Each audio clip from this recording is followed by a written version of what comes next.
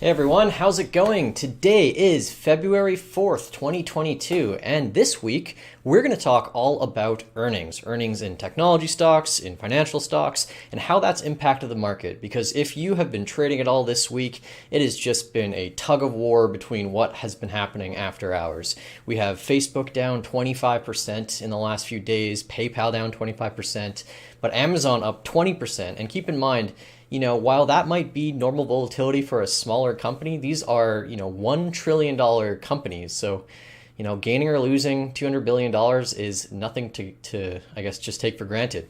So this week, we're actually going to dive into what happened on the earnings report, what happened kind of fundamentally with these companies that might have pushed them in one of these directions, and kind of dig into what that means for the broader market in general, because most of these are tech stocks, and that kind of tells you a little bit about the future and where we're going. So we're going to start off today just looking really quickly at QQQ, because despite all the action, QQQ, which is the more heavily weighted index in terms of technology, it's kind of an inside bar. We broke the low of, what should we call it here? Oh, sorry, this is the weekly chart. The weekly chart has a kind of a big upper wick, which means that we were kind of higher middle of the week, but some stuff happened with Facebook, with PayPal, that kind of drove it a bit lower.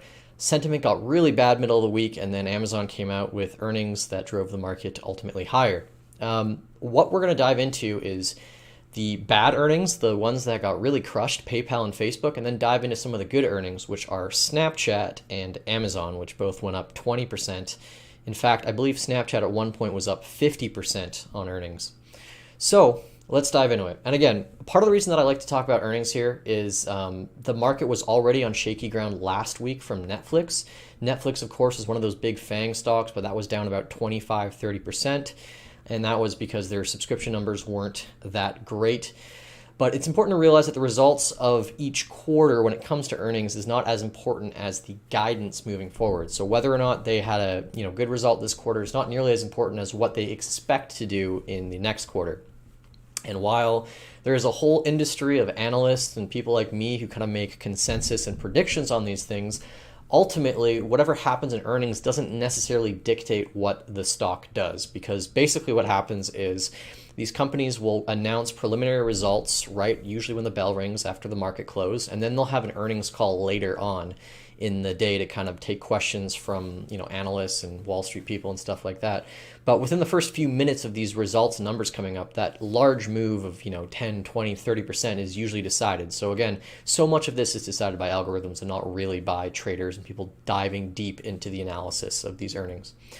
And in case you're trading, one of the things that I have noticed too is that whenever these companies come out with earnings, one of the first things that you see is that whatever direction the earnings reaction is, kind of after the previous day market close, is usually going to be reflected in what happens the next day. So Netflix might drop 20% after hours on a Wednesday, but that doesn't mean that Thursday it's automatically going to bounce, right? In fact, we've seen that for these stocks that have fallen in after hours, they usually continue their fall when the market opens the next day, usually because a lot of people are just processing the earnings and trying to get out. So yeah, without further ado, let's dive into PayPal. So PayPal down 25% on earnings. Headline here says stock closes down 24% in the worst ever trading day for it. Let's break down the numbers here. Essentially, they predicted a profit of $1.11 a share, but the forecast was $1.12. So they missed expectations for the current quarter. But the more critical thing was the guidance, which was that they were expecting to make about $4.60 they were expecting to make a guidance of $4.60 a share for the fiscal year of 2022, but the Wall Street forecast was around $5.25. So their growth that they're internally projecting is lower than what a lot of Wall Street analysts projected, and that is generally in line with the stock price fall as well, because the stock price fell 20%, they are about 20% lower than the analyst expectations for the rest of the year. These things can change, of course. Their growth guidance was also only about 15% for next year. They only expect PayPal to grow about 15% next year internally versus the 18% expected by analysts. Now, what is driving some of this action? Well, what you have is you have newly active accounts, and the company effectively scrapped targets for these newly active accounts. And this is something that you never really want to see when it comes to a stock moving forward, is you never want people to scrap guidance, because that shows that there's a bit of lack of clarity moving forward, and that their predictable models, which have worked for a really long time, are not going to work moving forward. So immediately you're going to have a gut reaction of people saying, hold on, they're not only lowering guidance, but they're also pulling it on certain factors that we think are really important. Now, secondly, one of the things that they've said is that instead of focusing on creating new accounts on PayPal, they're looking at creating more revenue per account. And there's a couple challenges with that, seeing as one of PayPal's biggest sources of revenue prior to the previous quarter was eBay. And if you've not followed what's kind of gone on, basically a long time ago, PayPal, I believe, was a wing of eBay, and it was sold and it kind of became its own company. But now eBay is moving towards not even using PayPal as a payment processor. So in the next few years, it might not even be possible to use PayPal to buy stuff off of eBay. And as of last year, eBay's sales and what has gone on with eBay has made up about 10% of PayPal's revenue. So that's a big deal, that they're kind of losing a big partner in that, and their partner is kind of going their own payment method. But really important to consider, because eBay is one of these platforms that everyone around the world uses, and PayPal has taken a chunk of every single one of these currency transaction shifts, payment processing for credit cards or through banks and things like that. So that's a big thing to miss out on. Of course, they also blame the supply chain for not hitting expectations when it came to earnings as well. Inflation, not everyone getting the Christmas gifts they wanted. Sure, there's always a little bit of that baked into every single one of these financial or e-commerce based companies online these days. One of the things I really wanted to cover too in these earnings is essentially how Square, which is a stock I've been talking about a lot, has kind of really nipped at the heels of PayPal. And in my opinion, the future of both of these companies is not going to be, PayPal as a payment portal, but rather the super app that they've so called it, which is Venmo. And for those who are in Canada, we don't have Venmo. We also don't have Square's Cash App. But basically, these are applications where you can kind of send money peer-to-peer. It's just easy for paying your friends back for food. And a lot of people now are accepting payments through these apps for rent and things like that. So they're kind of these peer-to-peer platforms for sending payment. And PayPal acquired this one called Venmo quite a few years ago. A lot of people know about that. And they've had, quite a few users on it. But Cash App is Square's kind of proprietary version of this.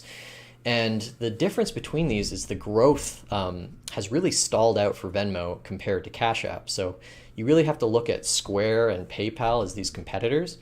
So just a few stats here, like in 2020, Venmo had 70 million users versus Cash App, which had 40 million users. And then if you just jump to 2021, 1 year later, Venmo has only 75 million users. So they only gained 5 million users in 1 year. Versus Cash App, which has 70 million users. So Cash App, which is Square's peer-to-peer payments platform, is going to exceed that of PayPal's. And of course, we can kind of see in the valuations of both of these companies that PayPal is not nearly as high of a price-to-earnings ratio as Square. And part of that is just because everything that PayPal is doing is just not growing as fast as some of their competitors.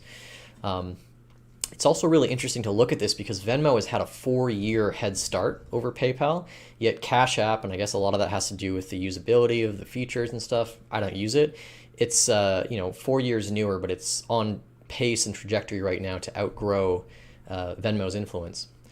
In my opinion, a lot of the future of both of these companies is not just going to be continued, e-commerce use, because while we know that that's kind of projectable, we know that people are going to continue buying things online. That is going to hit a peak at some point, right? Like you're going to hit peak saturation with e-commerce, at least in North America, I think fairly soon within the next few years in terms of a percentage of people that are using e-commerce versus going to retail. E-commerce has a lot of ways to grow in terms of international growth, but what I think is ultimately going to drive these stocks moving forward is their adoption of cryptocurrencies and becoming less of just a peer-to-peer payments platform or a payment processor, but kind of becoming a bank for millennials and Gen Z who are not going to do all their banking through, traditional avenues that don't offer all these services. Traditional banks, of course, are way behind on sending peer-to-peer payments. In Canada, we have e-transfer. I'm not sure how it works in the US if you have like a JP Morgan Chase account, But PayPal and Square have dominated on the front of just people who just want to send money for simple purchases or tap to pay sort of applications as well. Something to think about is that cryptocurrency use on both of these apps have been the biggest growers in terms of all the different verticals that they have under their wing. So cryptocurrency purchasing just started with PayPal in 2020, late 2020, and it's already grown, it's grown 30-40% quarter over quarter, which is really interesting. When you look at PayPal as a company, though, cryptocurrencies integrated into it are not the biggest part of that company whatsoever. For Square, it's a different story. So Square's revenue is actually a lot more tied to crypto volumes. 75% of Cash App revenue was from the fees taken from people purchasing or selling Bitcoin. And it's also important to look at this too. I'll pull up this tab real quick. That most internet users right now with cryptocurrency holders are not in the US. So there's a much higher percentage in some of these really developing countries of people that hold cryptocurrencies. And these countries are also a lot closer, I think, legislatively to, I guess, accepting cryptocurrency as a form of payment in a lot of their places. I don't know if, South Africa or Nigeria is going to accept Bitcoin or any of these cryptos as legal tender anytime soon. But it's a lot easier to work through kind of the legislative bodies and get these laws passed so that people can have crypto as more of a currency rather than this capital gains thing, which is kind of the problem for a lot of people looking to spend it. But it's also an avenue for savings as well. So a lot of people in these countries are clearly looking at cryptocurrency as a way of saving. And that contrasts with Americans as well, because a lot of these countries, if I'm young and I want to, save or invest in something, I can't buy stocks. It's extremely hard to get access to the stock market in any one of these countries. But cryptocurrency is kind of this 24/7 thing that you can access through these applications.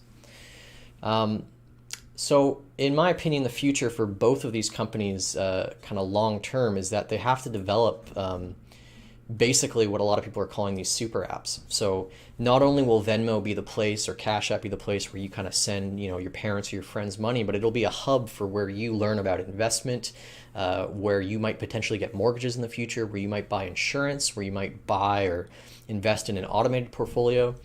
PayPal is talking about bringing stock trading to their apps, but they haven't done it yet. But Cash App actually has.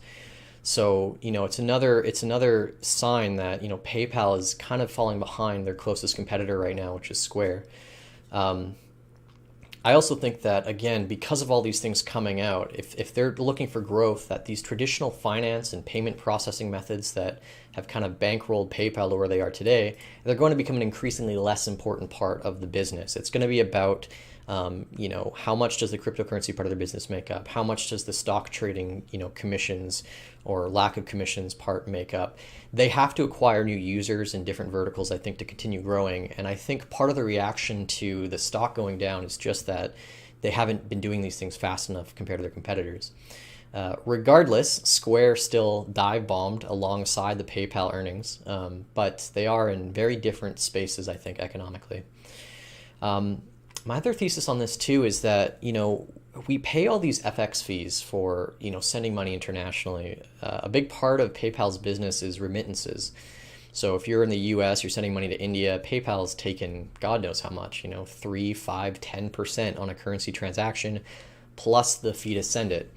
All of this stuff, in my opinion, and I've said this on the show before, I think is really going to get disrupted with the Lightning Network, because what the Lightning Network does is it not only allows you to send Bitcoin instantaneously for no fees, but you could send any method of, derivative currency through it as well. All the Bitcoin network really is a way to settle information permanently onto a network. And so Strike and companies like this have found out a way to use the Lightning Network to send USD between accounts. And they're doing this for, really tiny fees, if not free, and it's instantaneous compared to PayPal, which sometimes it will take days for these things to settle if you're sending across borders.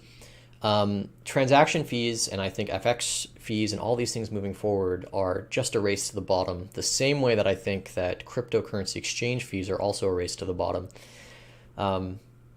So this does impact Square as well, but in my opinion, because Square is this newer kid on the block and they've decided to really go full into Lightning and adopting and kind of seeing that Bitcoin is the way of the future in terms of sending money, they're going to be able to adapt to this method. And so they can use the Lightning Network right now kind of as like an underground layer in their system to help people send money at a much cheaper rate than PayPal. And that's going to siphon off users. So if you are bullish PayPal and if you are bullish in the payment space, I think it's really important to do a bit of comparison and contrast between how PayPal is growing versus Square. I have a bit of a bias here with Square, but I think that the proof is in the pudding that they are growing at a much faster rate. They kind of have this CEO of Jack Dorsey who's been pretty visionary on this stuff, really good with creating UIs that people stick with and creating good, or active social networks. And I think ultimately, when Lightning gains a lot of adoption, Square will have to sacrifice transaction revenue initially, but because it's cheaper, it's going to also accelerate their user growth. And when a lot of this stuff starts getting processed through the Lightning Network, they're also not going to have jurisdictional concerns as well, because right now PayPal can't operate in certain countries. You have to get permission from the banks to exchange in certain foreign currencies. And it's also really important to know that, like, let's say I live in India and I want to send money to Japan. I can't just change Indian currency into Japanese currency directly. Sort of the same way that some people who might be trading altcoins on here, you'll find that you can't just go from USDT into your altcoin. You have to buy Bitcoin first and then convert it into your altcoin. The US dollar is very much like that as well when exchanging currencies. So a lot of people actually have to convert currencies twice from one destination to another. So India to Japan, I have to change the Indian currency into the US currency and then the US currency to the Japanese currency just because of liquidity. That's the benefit of being a reserve currency. The US is the reserve currency for the world, and Bitcoin right now is the reserve currency, I think, for the internet. So Square, by utilizing Bitcoin and utilizing the Lightning Network, I think will eventually be able to really compete on that end. And they're not so much going after, a ton of remittance payments right now, but again, just embracing that technology, funding teams to build out the Lightning Network and really understanding this space a lot more than the PayPal team, I think is going to give them an edge. So that is that. In my opinion, I think in order for people to really look bullish on PayPal fundamentally, you're going to want to see them acquire some more companies. They are sitting on a treasure trove of cash. Venmo was a good acquisition for them, but I think you're going to want to see them get a bit more aggressively into the cryptocurrency space, because that's going to be the key to actually growing their user base, in my opinion. So yeah, there's my whole PayPal analysis. Let's jump into the next company that got absolutely slaughtered this week. So Facebook down 25% on earnings. A lot of reasons cited. We'll dive into some of those, like the Apple privacy thing with the new iOS update. Apple is kind of by default not giving as much access to applications like Facebook to sell that data to ad purchasers. And they have been spending an absurd amount of money on all this metaverse and virtual reality stuff, which hasn't really bared any fruits right now. And so let's kind of dig into the numbers here. They had a predicted profit of 384, but they didn't meet up to that by about a couple cents here, by 367. So one of these rare quarters for Facebook where they actually underperformed analysts' expectations. And the big problem moving forward is that they expected higher guidance for 2022, Wall Street did, and it looks like Facebook is kind of projecting a little bit lower than that. So what kind of came into this? Because again, there's always a couple reasons that people circle around about growth. One of them is that actually, and I didn't really dive into this too much, but you can actually notice here for the first time in Facebook's history, they actually lost daily active users.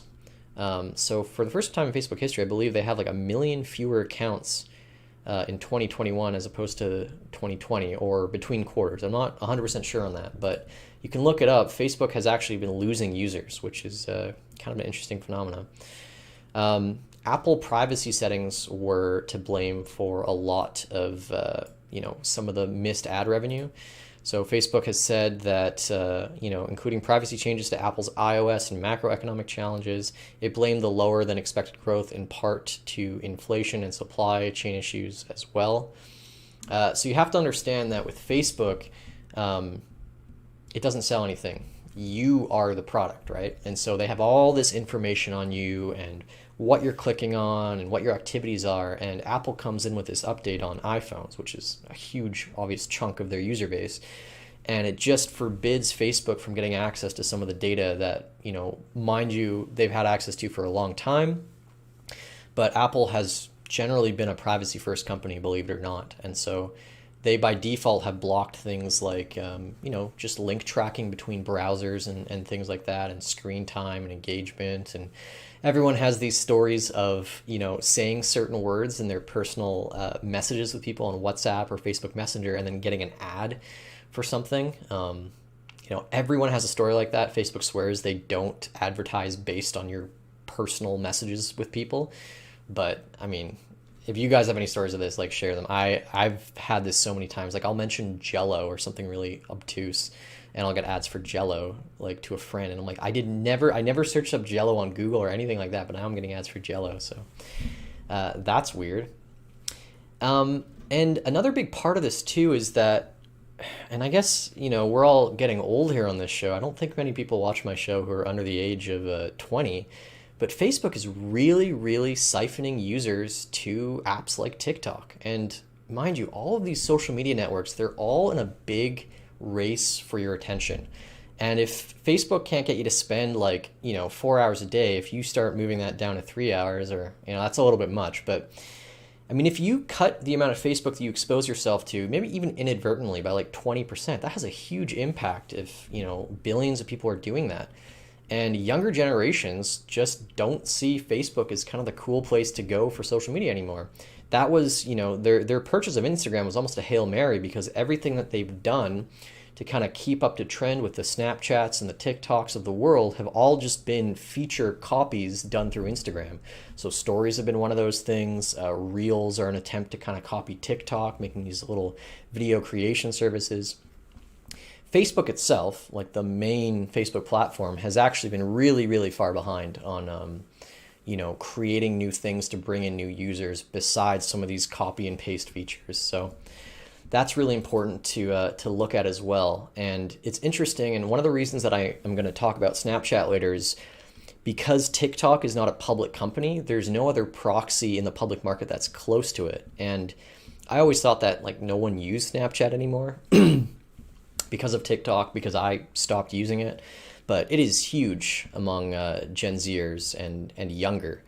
And, reading into Snapchat's earnings, which were really positive actually and showing pretty good solid growth, kind of explain a little bit why Facebook's been lagging behind as well. The other thing I really want to talk about too is, of course, the elephant in the room, which is that Facebook isn't Facebook, it's Meta now. That's the parent company name. Mark Zuckerberg's come out with this hard pivot to the metaverse, and we've talked a little bit about the metaverse on this show, but people have a really hard time figuring out what the metaverse is going to be in the future, and Facebook dedicating so much time and revenue into this is, I imagine, kind of shaky for the people that have invested on a different thesis for Facebook for the last 8 years that it's been in the public market, or 10 years. Advertising and social media still makes up a massive part of the revenue of Facebook, but they're now pivoting to becoming this hardware/software company. So they're putting in tons of money into these Oculus Quests. I have one. It's pretty fun. But they're also, they're paying developers and bankrolling game studios to make experiences for the Oculus. And of course, their flagship thing is getting everyone onto the metaverse, which we still don't really have a clear picture of what that is going to look like, how much attention that's going to take out of people's days, and how that ultimately will change the course of things moving forward. Apologies here. I should not be behind paywalls, but I am. So let's talk about the metaverse a little bit here as well, and why I think that a lot of people are looking at Facebook as this cash cow for advertising, and not only seeing them start to lose ground there, but seeing this metaverse stuff as a particular risk, because it doesn't pose that astronomic adoption that just the general social media platform has. So one of the things that Facebook is trying to develop is these metaverse worlds. So if you've heard of metaverse and you know a little bit about it, one of the things you probably think about is these virtual worlds where you have an avatar character and you're kind of navigating, a little town or something, you're talking with people, and then maybe that devolves into, oh, you could just jump into a poker game with a friend and gamble with fake money or real money, or, oh, maybe you can do work together, or you can build a house with someone in the metaverse. Who knows, right? Like, we don't entirely know how people are going to spend their time on it. But just for example, and this is a very obviously small part of Facebook's free cash flow, they've developed this thing called Horizon Worlds, and Horizon Worlds is sort of this this little hub for social interaction in the metaverse. You kind of get these little characters, very low polygon, not very immersive, but you're wearing a VR rig to actually interact with this world. And they've opened it up so that people can go in and use their Oculus Quest and design games and design, their own little hangout hubs and all these things. And there's a lot of different games that have tried things like this, where they kind of throw a bunch of people into this virtual world. You might just play it on a TV or your computer, and then they give users the tools to kind of make what you will with this. But one of the things that kind of strikes me about this is that, first of all, they don't release numbers on how many people are using these apps. I'm sure that it's not a lot of people, but they're actually paying $10 million to users right now to build content on these platforms. In my opinion, that to me is almost a dead end. I don't think that it makes sense to pay people to interact with your world. The world itself, it should speak for itself, and it should be fun. And maybe I'm judging a book by its cover, but I played a little bit of this. It's pretty wonky. The Oculus Quest 2, as fun as virtual reality is, it's very, very underpowered. Like, the graphics on these things are closer to like PlayStation 3 graphics, when you're actually in these immersive environments, partially because the hardware has to project two images simultaneously into each one of your eyes. And, the way that Facebook has designed these things, all of the processing is on board, so there's no connection to a computer or anything like that. So technology improves, obviously, by leaps and bounds, but that just goes to tell you where we are with virtual reality in general. These very deep, immersive experiences are going to be held back by a lack of graphic processing. And not only are these processing rigs behind, and that might change, but they're very, very expensive as well. So Facebook's free, right? That's how they got 1-2 billion people using it actively almost every single day. But these hardware devices are like $300. So you start to enter this arena of, oh, you're basically selling another PlayStation to people, right? Like, that's the kind of monetary commitment people have to make. And you also have to realize that that's a huge barrier to entry for a lot of people as well. One person alone can enjoy a virtual reality rig, right? Because you put it on your head and it's just you, right? So it's not a family machine. When I talk about buying a PlayStation, it's something that everyone can kind of enjoy, right? But these Oculus rigs are very much individual experiences, and they've gotten the cost quite low now. You can pay about $300 to get an Oculus Quest 2. But you have to realize that every single console that has existed before this generally has been a loss leader. So PlayStations, for the first few years, they lose money, right? Because the cost to produce them and ship them and get them across the world and into people's hands are generally loss leaders. So how does a company like Sony or Xbox make up the gap? Well, they take a chunk out of every game sold, and then they make it up through that, because software ultimately is an easier thing to kind of tag a commission onto. And it's the same with iPhones, I imagine, in some way, where Apple's margins are pretty good, but they don't make a ton off the sales of iPhones. I think a lot of it comes from people paying for software, and the App Store generates huge revenue, right? They can just kind of be the intermediaries for people who want to buy these experiences. And so the problem with this is that Facebook right now, they've put $10 billion, they've lost $10 billion in the last year developing stuff for virtual reality. And they're not really being transparent about their numbers, but only about 10 million people have a Quest 2. And if I was to guess how many people actively use it on a daily basis, I would say less than half. So Facebook, they make $120 billion in a year. They lost $10 billion in revenue to this Quest 2. I know it's early days, but as someone says in Wolf of Wall Street, those are rookie numbers. You got to pump them up. And I think the barrier to entry for a lot of people with virtual reality is just the cost of these rigs, number one, but also just the physicality of it. I've always said that virtual reality will not be anything more than a novelty, in my opinion, until they make it as if you don't feel like you're wearing a headset. You play virtual reality, even with all the advancements in it, you still feel like you're wearing a 1 pound rig on your head, and it slides around as you do more active stuff in it as well, ping pong or dancing or whatever. They need to get these things in a little like goggles that are just kind of strap on and you don't feel it on your head, or they got to just do a Neuralink thing, I think. So Facebook investing a lot of money in these metaverse things, but I think the problem they're going to run into is actually just getting people to use them. And the barrier to entry there is, again, a lot harder than social media. And then lastly, just to leave you on like one more thing to think about with this, is that developing a metaverse takes a lot more data than developing a social media platform. I might have some text posts or hyperlinks to photos or hyperlinks to video, or maybe I upload some video on the platform too. The amount of space and processing power that takes, it takes a lot of bandwidth up, but processing power, it's not a big deal, right? If you're running these metaverse worlds, part of it is going to be done through the cloud, and you're going to have, millions of people eventually using this. The cost is going to be astronomical, and in my opinion, Facebook's not just going to host all of the processors to run all this cloud infrastructure for people on the metaverse. They're going to have to go to Microsoft Azure or AWS, which is Amazon's version of these, kind of cloud hosting platforms, to offload some of that intense processing so that everyone can run around in the metaverse. That's going to come at a huge cost. And, the person that really benefits from that is Microsoft and Amazon more than Facebook. So yeah, we'll see. I can't poo-poo the metaverse stuff yet. The last thing I'll say on this is that Zuckerberg, if you watch The Social Network, if you've watched or read Bitcoin Billionaires, Zuckerberg's ideology has always been these closed networks. I understand that, Facebook is a system that everyone around the world is using, but Facebook is not very interoperable with other social networks.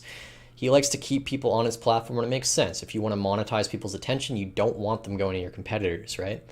The question you have to ask yourself is, if you really believe in the metaverse moving forward, you have to ask, is it going to be this open network that anybody can just make stuff for? They don't have to commit to a certain company's rules or regulations. They can just build whatever and have fun experiences.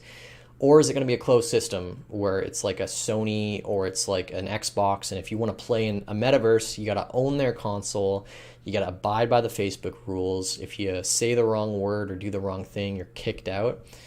I don't think the metaverse is going to work too well if it's under the helm primarily of Facebook, because it's already pretty easy to get kicked off of Facebook for one thing or another. And there's just a bad public sentiment about Facebook as well. So if I were them, I would work towards developing an open network standard for the metaverse, whether that's a better coding language or interface for games, or maybe they just become hosts for these platforms rather than just build them themselves. I think it's got to become open for people to use it. I think there will be some closed metaverse applications, but again, I don't want to invest hours and hours of my time into something that my friend can't access or someone around the world can't access because they don't have a particular piece of hardware to get involved in it. And I don't think personally that Facebook is going to dominate even the hardware front with the Quest. I think there's a lot of room for competition for these headset rigs. There's a lot of companies that are treating it like the iPhone and coming out with a new one every single year, and I don't know if Facebook is going to go down that road. It's very, very expensive, and they are not Apple. So yeah, let's take a quick break here. This show is going to be a bit longer than usual, but I hope you guys are enjoying it so far. I hope some of the stuff I'm saying is making sense. Just a quick word here from our sponsor, Inspired Go. These guys are making fantastic, ready-to-eat prepackaged salads. They deliver them straight to your house, so you don't have to think about grocery shopping. There's no subscription. It's $9 a salad. I have been eating them personally for about 3 months now, and I feel like I have so much more energy just because I'm not either doing Uber Eats or just lazily cooking the 3 or 4 recipes that I'm used to. You can use the code in the description of this video to get 15% off. And if you stick around next week, I will be doing a giveaway for anyone that lives in the Lower Mainland or Calgary and Edmonton and then a couple other cities in the interior.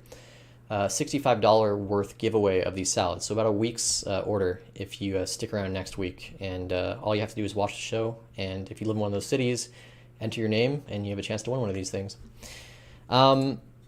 Next up, we are going to go into just some really quick news because I always like to talk about just quick stuff that happened in the world.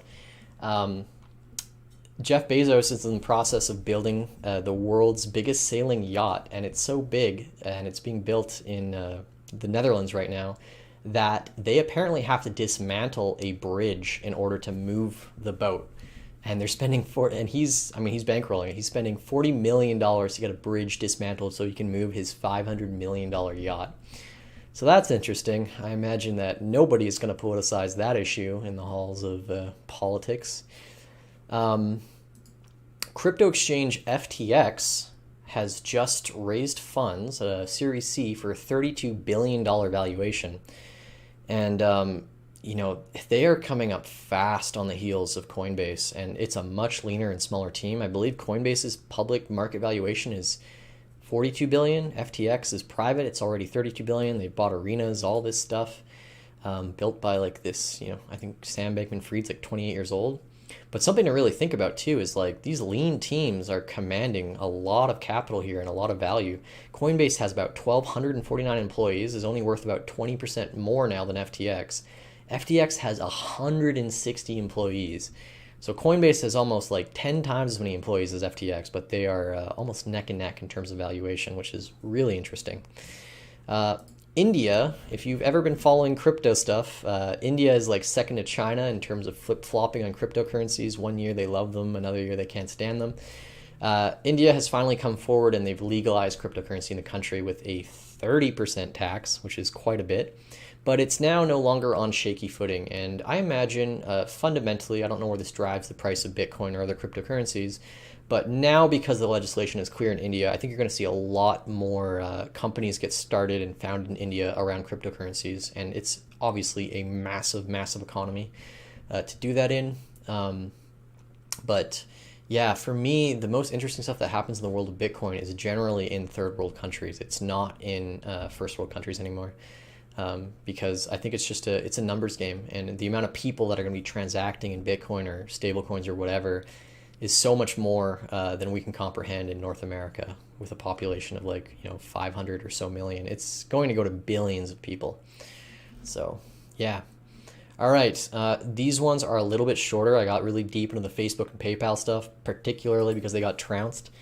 We're going to talk a little bit about Snapchat, because Snapchat is the lean, tiny competitor. Ooh, my light went out. Drain the battery again.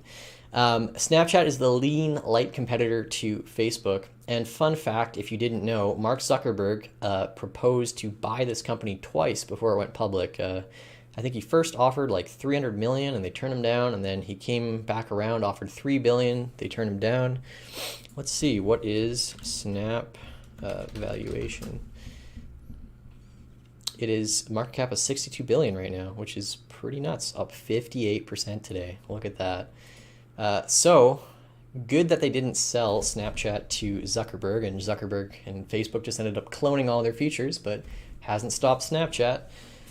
They've had a predicted profit of about 10 cents a share, and they beat that and hit 22 cents.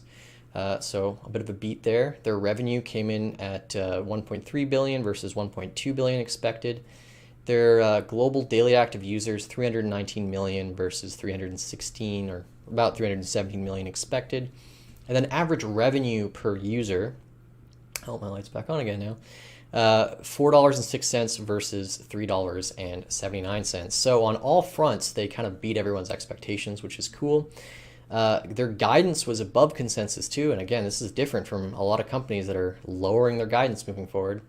About 1.08 billion versus 1.1 billion anticipated.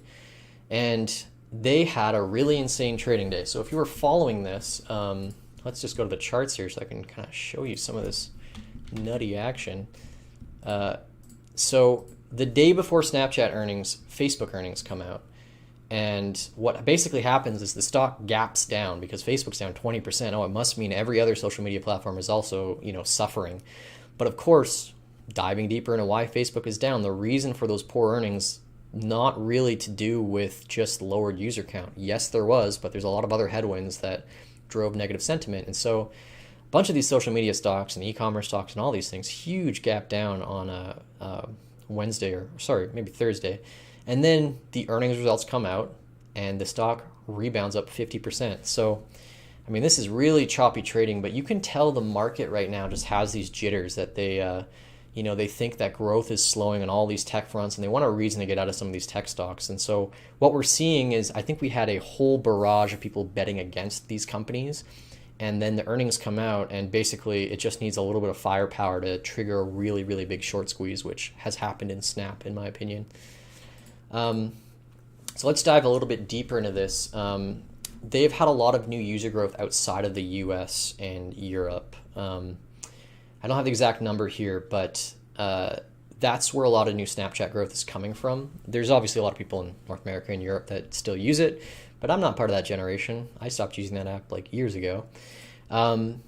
But Snap has also been hit with these Apple privacy changes, but they've adapted to them a little bit easier because the advertising method in Snapchat is a bit more direct response. So they're not, they don't need to get every little piece of data from a user. They just need to get what they've been kind of watching and viewing on the platform. Where else Facebook really, they have such a complex way of advertising to you, and there's bidding wars and all these things.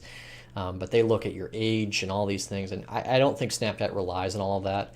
And because of that, it's cheaper to advertise on Snapchat because the data is not as extensive. But it's also just easier for people. They don't have to worry about missing that vector like they were with Facebook. Another thing to note here, too, is that they had the first profitable cash flow quarter, which is interesting.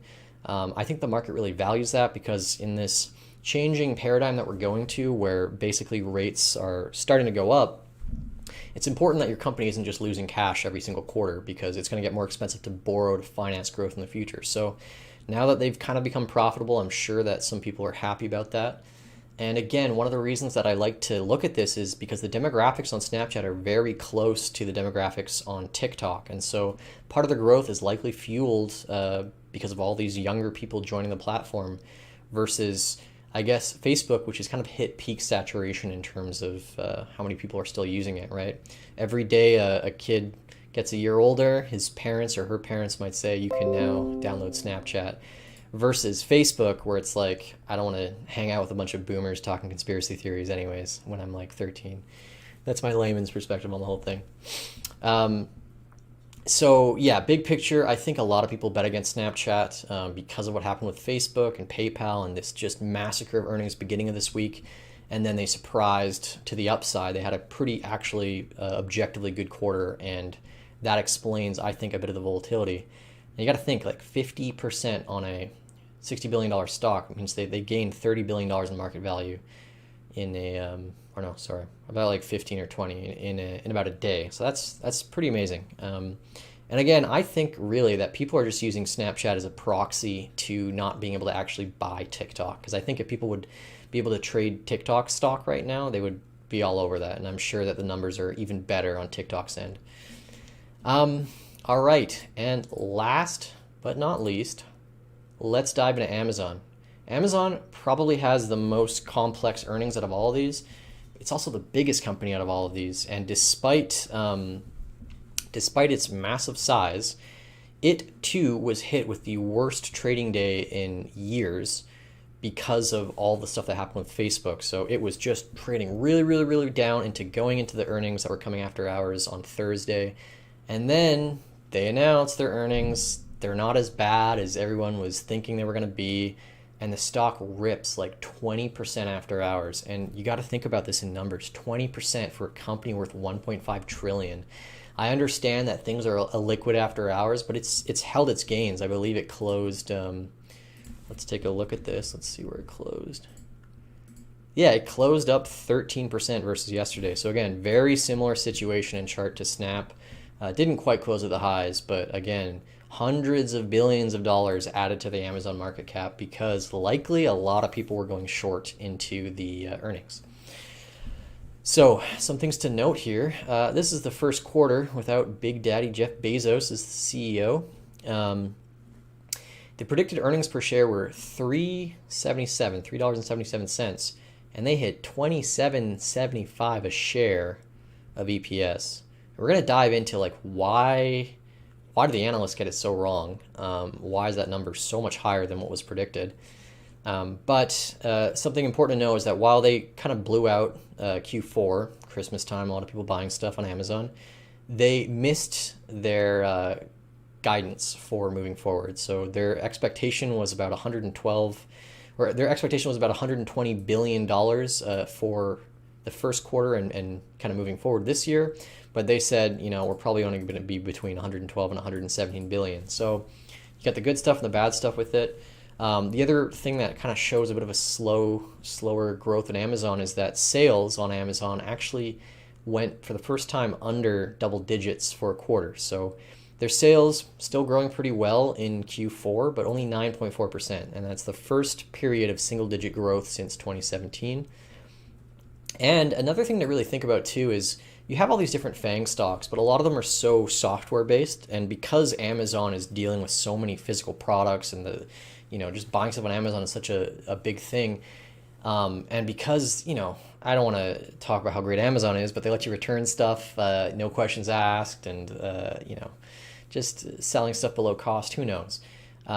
Their profit margins are a lot lower than all these other FANG stocks. So, Apple to Facebook, Google, Microsoft, they're all making like 25 to 33% profit margin. Amazon's a lot lower, but it is a juggernaut of a company. So you can operate on those kind of slimmer profit margins. But because you are doing just so much more volume than all these companies, you're making incredible numbers, like $120 billion in a single quarter. That is so crazy to think about because, we think of, when we start thinking about 12 digits worth of money, we think government stimulus packages or government budgets. And now we're in the realm where companies are making this every 3 months. And $120 billion to Amazon is more than the GDP of probably the bottom 70% of countries in the world. So Amazon is just such a behemoth. I'm always so, just blown away. It's just such a big part of our lives. So why did Amazon have this really big gain in net income, and why was the earnings per share so high? Well, it's a bit of an accounting game because they have a really big stake in this electric car manufacturer we talked about before called Rivian. And Rivian is doing these electric pickup trucks. Mind you, they don't really have any of them out on the road. But this company went public, I think earlier in November or October. And they're already valued at what Tesla was valued at just a couple of years ago, despite not really producing any cars. So Ford has a big stake in Rivian. Amazon has a big stake in Rivian. Ford's stake actually makes up 7% of the market cap of Ford. So Ford is really deep into the Rivian train. But here's where it gets a little bit tricky. So Amazon's net income was $14.3 billion for the quarter, but that included a pre-tax gain of around $11.3 billion of Amazon holding Rivian stock. So they didn't actually sell any of the stock. So what they're basically saying is part of our gain this quarter was unrealized gains on this other company that we own that is on the public market. And mind you, when Q4 ended, it was only worth, or not only, but it was worth $100 a share, Rivian, and now it's worth 60. So, if they took the valuation of Rivian from today's numbers, they wouldn't have recorded such a high amount as well. And I still think, for a company that hasn't produced any cars and we don't know what the demand is for this company, I'm sure the valuation is way beyond its means still. So who knows? My opinion. Another big thing about Amazon too is that they have really grown their advertising revenue. And so you don't really think a lot about advertising on Amazon, but as it gets so competitive to list products, they are taking in so much money that is basically super high margin from people promoting their listings through Amazon. And I think some of their advertising revenue is also done through Amazon Prime. So they advertise things, through newsletters. They advertise things through, I think, their TV services as well. So that section of their business is growing 32% year over year, which is pretty big. And then, of course, the most profitable part of Amazon, and the only reason really why this company is actually being able to make money and bankroll all of the products that they send people in the Prime memberships, is AWS, Amazon Web Services, which is kind of like their cloud infrastructure for hosting websites and things like that. That has been growing at 40% year over year. It's a super profitable part of the business. And lastly, too, they talked about hiking prices on Amazon Prime from about $119 a year to $139 a year. So while they actually lowered guidance, and that's usually such a big factor in earnings, because of all these other things, I think the market said earnings weren't so bad. And also, again, probably a lot of people shorting into this. So I would say an earnings reaction that generally might have been like 5 or 6% ended up being like 13 or 20% at one point. And then, yeah, just some things to think about that we've learned from all this is that, again, the move to metaverse can actually help Amazon. So Facebook and Amazon, I think, are going to be a bit more interconnected in the future as well. But all of these earnings, as interesting as they are, they have a lot less to do about the fundamentals of the business, and I think a lot more to do with the trading leading into them. So we know that tech has been under fire for a while, and you only compound that if the earnings are bad. But I just think that we got to an inflection point in the markets this week where everyone just expected every tech earnings to get trounced. And when people get into this mindset of being too comfortable on things, whether they're bearish or bullish, things can catch you off guard. So everyone for a while thought that tech stocks could only go up, and now they've gone down, and they've gone down hard because people are probably trapped in them. And likewise, this week we had everyone think that every tech earning is just going to be a complete and utter disaster, and everyone's on one side of the fence.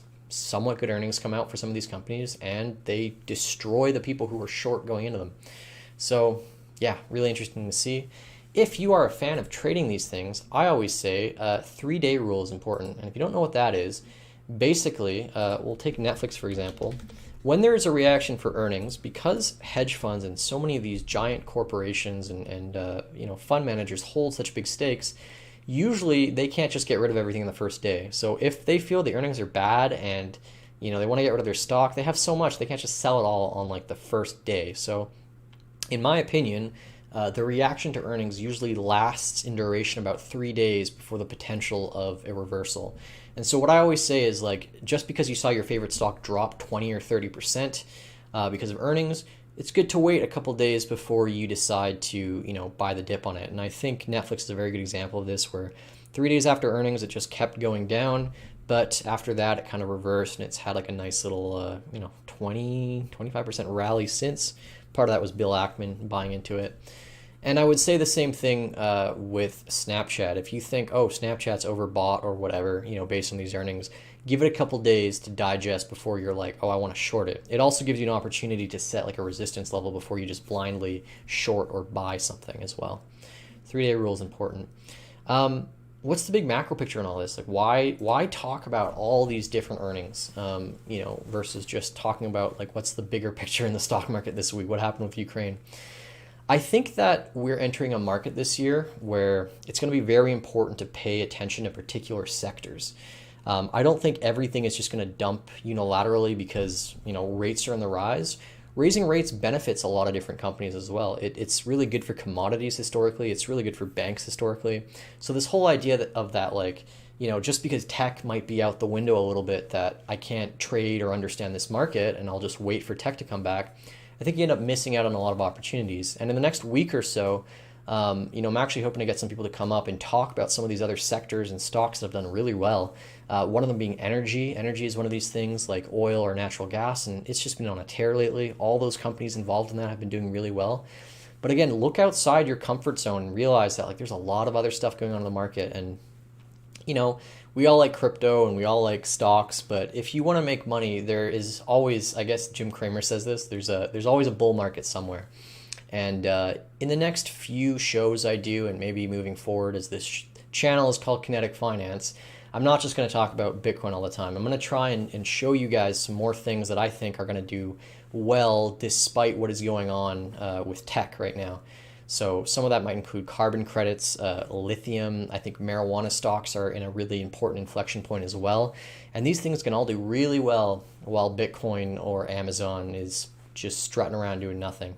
And if you play those opportunities right, you can just roll that money into technology at the end. So yeah, what I like to imagine is, like, I think right now we're in less of like a bear market where everything is going down, and we're kind of in like a person versus person arena, and you have to kind of like fight for the things that are doing really well. And you can either spend all day focusing on tech and hoping that it bounces back, or you can go with the winning gladiators in the fight. And eventually, all tides will rise, because I believe that the market, or sorry, the Federal Reserve will never stop printing, and that basically helps every asset class. But for the meantime, as they slow down on their printerino, I think there's a lot of opportunities in other things as well. So yeah, in my opinion, what is going on with QQQ and SPY? You could say we're going into a bear market. We've got this really strong aggressive trend. Maybe we're just setting a lower high and maybe we're headed for a recession. I can't predict these things, but I would say the odds are better that we're just going to enter a choppy market than a bear market where there will be a select few amount of winners and there will be some pretty big losers, rather than everything just gets thrown out the window. Because I think when that happens too, what happens now more than anything is the Fed just steps in and provides more liquidity. Recessions get shorter and shorter as time goes on since the 70s. You could call the COVID collapse a recession here, but it had the dump of a recession, but it had the recovery like no other. Couple weeks of panic, and then we were right back to all-time highs. So, in my opinion, recessions become shallower and shallower, and it's just really important to know where the winners are if you want to continue trading or investing and making money. And then my other little piece of advice is, like, if you're an options trader, just wait a little bit, because even if you're right, if you're betting long duration, you might just die from decay, just not getting the perfect trend in your direction as well. So yeah, that is everything. Let's jump into the chat here. Hope you liked it. What do we got here? Watching at 2x speed. Metaverse, very bizarre. Yeah.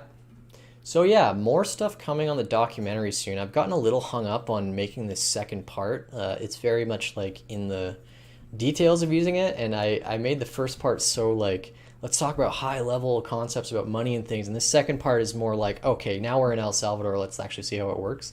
So I'm trying to design it to be a little bit more fun, entertaining. So it might be a little bit longer before it comes out. The next part after that one, which is going to be more focused on, again, El Salvador using Bitcoin, remittances, all that fun stuff. The next part's going to be about Nayib Bukele, and he has, changed that country pretty radically. So yeah, I'm looking forward to having those things out to you. Hopefully the next two parts by the end of this month. Yeah, did you guys have any questions about any of these earnings, opinions? Feel free to share some of that stuff. I know the chat's a little bit quiet today. A lot of people I know, I've been finding out, are watching this show after it goes live, just because I think the time of like right after the market is a little bit rough for people. So it is what it is. But yeah, if you have any questions, you can also just ping me in the Discord about things. I'm pretty quick to respond and give my takes on things. But yeah, thanks everyone for tuning in. Hope you're all doing well. And yeah, stay tuned for next week. I believe I got to sort some things out that we'll have like a pretty special episode from one of our viewers who's going to give us a take on, like I've been mentioning, new sectors and opportunities to watch out for. So yeah, take care, stay safe. Don't bet all your money on FANG stocks, and I will see you next week. And my light will hopefully stop doing that freaking flicker thing. Peace, guys.